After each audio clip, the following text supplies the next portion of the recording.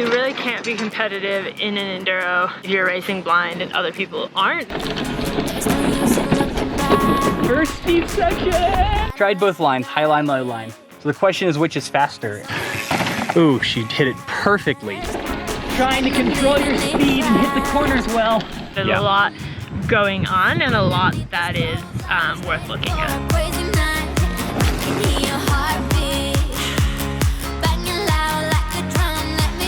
Hey team, welcome back to our channel. If you're new, I'm Sid. And I'm Mackie, and here on YouTube, we are sharing the mountain bike race experience with you. And today we're talking about pre-riding for enduro. We are really important. Yeah. Grand Targhee Resort, racing the Grand Enduro this weekend. And yeah, we're just at pre-riding and we're gonna take you guys along with us and share some of our tips for getting the most out of your pre-riding. Pre-riding is really important for enduro because you are only timed on the descents and not on the climbs. All of your time is gained or lost while you're descending. So having an idea of what the trails look like, making sure that you're, taking the fastest lines, saving yourself, a couple seconds here, 5 seconds there, that can be the difference of, if it's a competitive enduro, of like spots and spots and spots. Yeah. You really can't be competitive in an enduro if you're racing blind and other people aren't. There are some enduros where everyone is racing blind, which is really cool. And that's awesome. That's what Andy's Pacifico is like. First thing you're gonna wanna do is take a look at the course map and plot out your course. For this race, we actually do climb up to the top during the race. However, we don't have to do that for practice. So we are taking the chairlifts. We got a lift pass for today. You pretty much wanna minimize during your pre-ride the amount of work that you're doing so that you can not be as tired. That's also allowing us to pre-ride all 6 of the stages. So there's 3 stages a day, 2 days. We're getting to pre-ride all 6 stages in 1 day. And we're just gonna take you along for 2 of them. They're the 2 Black Diamond runs on the mountain. They're pretty challenging trails, so there's a lot going on and a lot that is worth looking at.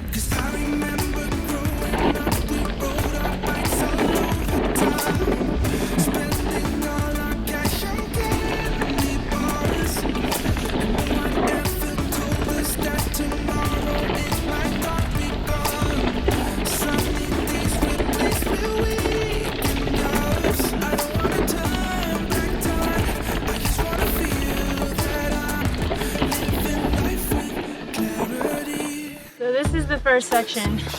Our first thing. Yeah, that's worth looking at. Awkward little drop, very loose. Conversely, you can go around, which is also loose. I feel like the drop sets you up better.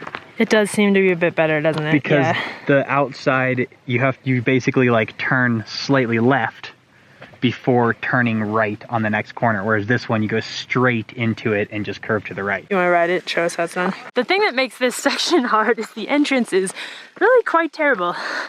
I think it's hard. See, Mackie can't even walk up it. It's rather hard to be in control coming through this section.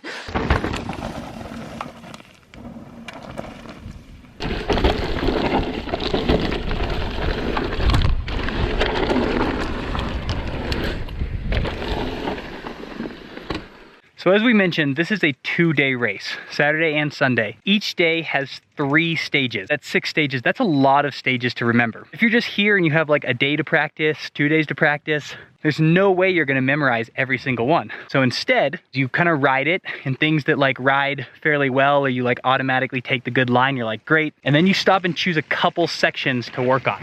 And then it's really just those couple sections that you focus on. You try to remember where is that section, so that instead of like waiting for it the entire race, you're like, okay, right after I do like this awkward turn or this weird tree, I know that I'm going into that section. So the way I remember it is right up here, there's an awkward left-hand turn that's really rocky, and you kind of set up high on it to get to curve around. I'm like, okay, after that rocky turn, we have the next turn, and then there's that drop, and I want to remember to set up to the right.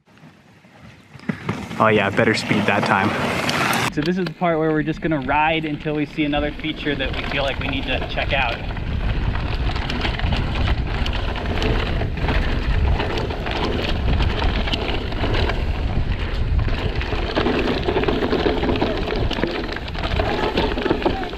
All right, next section. This is one of those sections where you just get tracked into this low line. First, there's a booter to rock pile that it's blind, so you don't see everything that's that you're going into rocks. So it's kind of a flat tire waiting to happen. And then this is just chewed up. You have to turn to get back in. Instead, if you can come out of this corner and set up wide, like right straight at me from where Sid is. So you're kind of coming out of the corner and then setting up for this line, which is also obviously a line.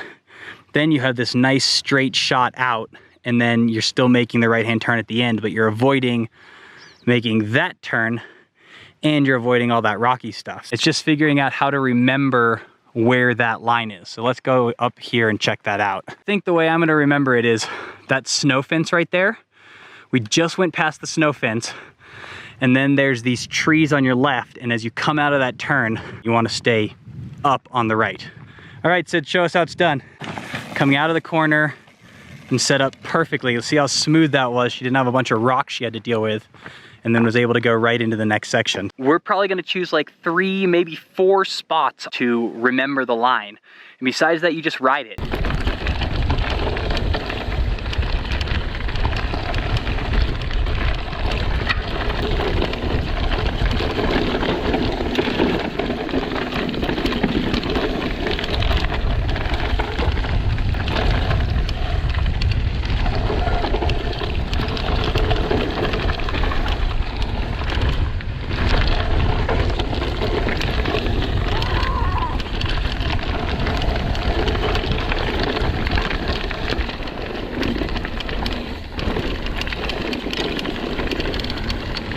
So the next thing coming up is a series of jumps. We've ridden this trail before, so we have sort of an idea of it. The thing about these jumps is there are a lot of them. I don't even know how many, there's like 5 or 6, and they all look the same. Some of them are shorter than others, so like they all look the same, and you have to try to remember, is this the one that I should send it to try to hit the landing? Or is this the one that I need to like slow it down to hit the landing and not overshoot it? So we're gonna try to just like remember which one's which on this next section. All right, 1, 2, 3, 4. Step down. 5. All right, I think it's 5, 4, step down 5. And then this last section is just way tight and super fun with a bunch of turns. So here are the things that we have to remember. There's the drop. The way to remember it is there's a left-hand turn that's really rocky. So that's the first thing. The next spot was you go past the snow fence and there's the trees. And then as you go around the turn, you need to stay right so that you can go on that good inside line. And then for the jumps, there are 4 jumps, the step down, and 1 more jump. Basically, you can just hit them at the speed that you're going, and that's the right speed. So the other thing we do while we're pre-riding is make some equipment choices. That can be tires. I don't think we're changing tires or anything. We've been pretty pleased with the Martellos. We have several different helmet options. We have standard, downhill, full face, this helmet, and half shell. For this race, we decided to wear this helmet because it breathes a lot better. There's a long transition climb, so when you pop the pads out of this helmet, it really doesn't feel like a full face when you're climbing in it at all. Super lightweight. This helmet with glasses, because I hate pedaling hard in goggles, basically. And this is pedaling in the stage? Yeah, like sprinting in goggles.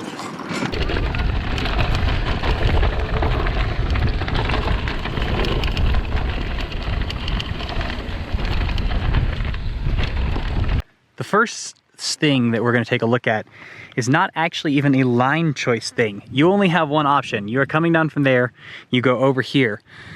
This though, it's not very big, but it's just big enough with the speed you have to make it a little bit hard to clear. And if you don't clear and smash your rear wheel into this side, you are asking for a flat tire. So let's see how Sid does. Ooh, she hit it perfectly. You just have to remember it. Shortly after Blondie starts and you come in and you're like, I have to remember to lift hard on this one so that I hit the downside, because if I don't, you're asking for a flat tire at the beginning of the stage. First steep section! Whee!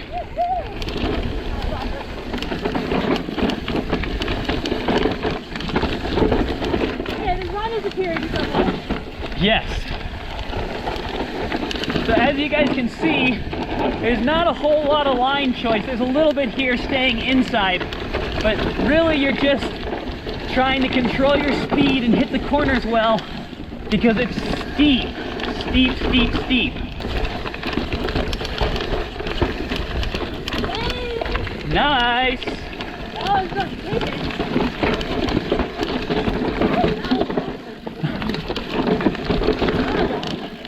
Wow, you get way more perspective on steepness when you film someone pushing their bike up something than when you film them riding down. But obviously there's a lot going on here. It widens up. It's a bumpy mess no matter where you go. My strategy, partially because I don't want to push up, but partially because I know that for me with this kind of steep riding, if I have too many plans, I get really bogged down and I go just slower because I'm like, I gotta get over to this line and over here. So I'm just gonna send it. But Mackie's gonna make a plan. I think you wanna be like right here. The problem is there's a route there that I've tried to be right there and I always get kicked like into this other line.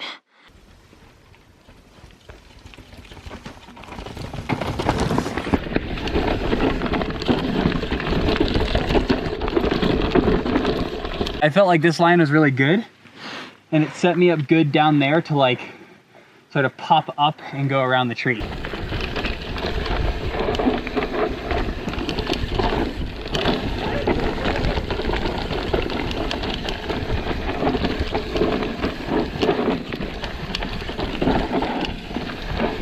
Everything's been pretty straightforward up to this point. You want to go inside on most of the turns. They're pretty steep turns, so you want to control your speed. But then here, things get a little bit weird. Right where Sid is, there's a stump. And you don't want to go over the stump. You have to go up and around the stump. And so the question is, how can you set up? And I think the key is going to be going inside of this rock right here. See, I did that and then I still like... Well, I think you went inside, but then you went to the outside. So you have to try to stay inside and up high here. And then over this guy. But then you want to be close to the rock because you want to stay here, left of this rock, because this is like a solid pedal catcher. So you want to stay, sorry, right of that rock and then up straight through that line. Because you can also go down there, but there's an awkward turn at the bottom. So this is going to be the faster one if you can carry it nice and smooth.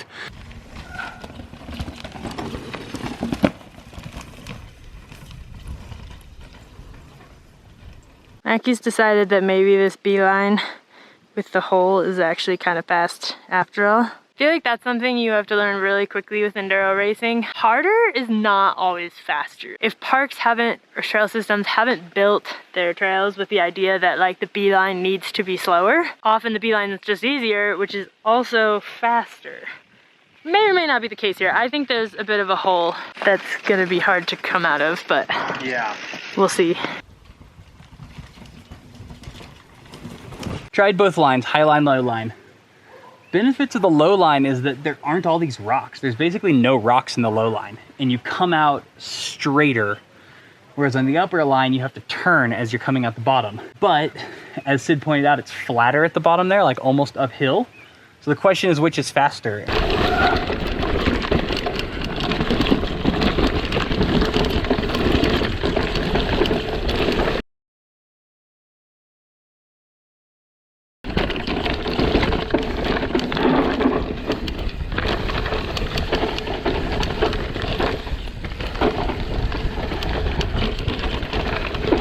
I think that one's better wide too.